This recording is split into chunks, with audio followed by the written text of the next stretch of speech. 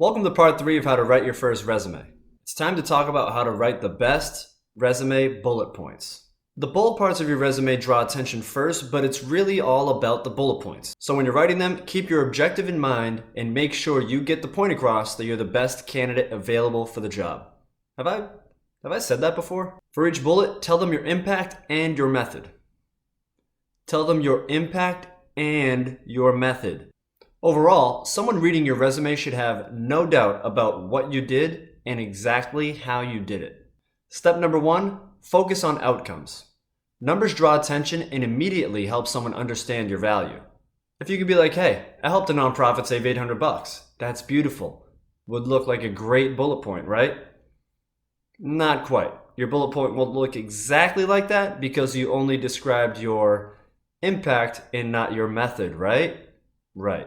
Also, if a dollar amount doesn't sound impressive, percentages are your friend.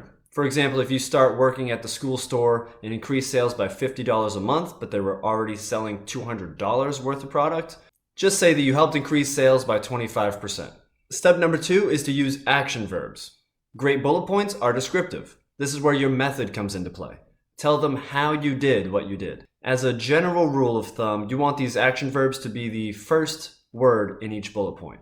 Because I'm such a nice guy, there's a link in the description to something called the free resume building guide.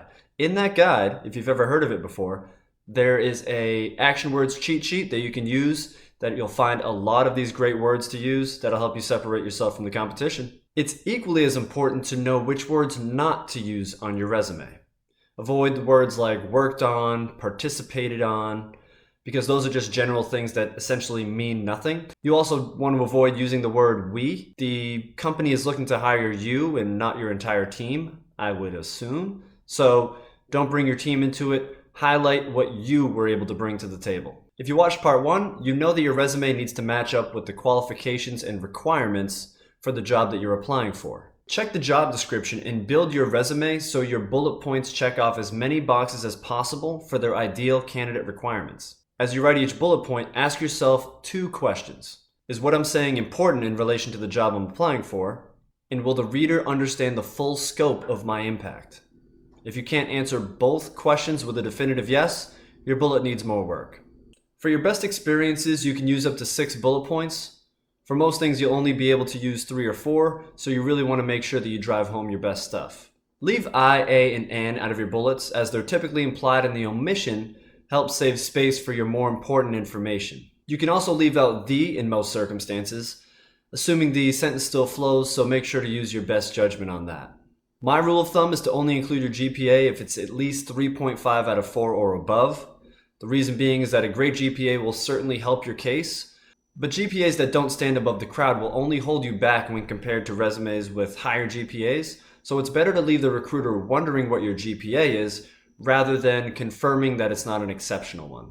Let's look at an example to help drive these points home. So imagine that you spent a year as a member of the French club in high school, and the club ran a fundraiser for a scholarship. To help raise money, you came up with a plan to sell French fiction novels to your neighbors and friends. What might that look like on your resume? I mean, we've all done that before, right? So you, going down here, developed a new sales strategy.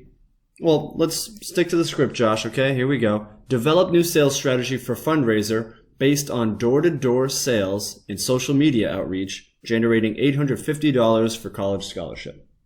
Right off the bat, you'll see a great action word. Developed. I created something because, well, I crush life. Secondly, I'm focused on an outcome and I used a number. I generated $850 for a scholarship.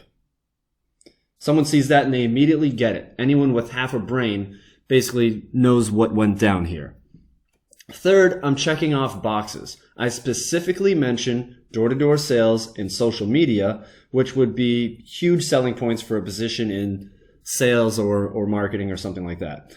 So remember, it's all about selling yourself by describing your impact and method. Action words and outcomes supported by numbers are what's going to put this over the hump for you. If you can do that, you'll be right where you want to be. That, my friends, is how to write an effective resume bullet. Questions in the comments, and hit the subscribe button.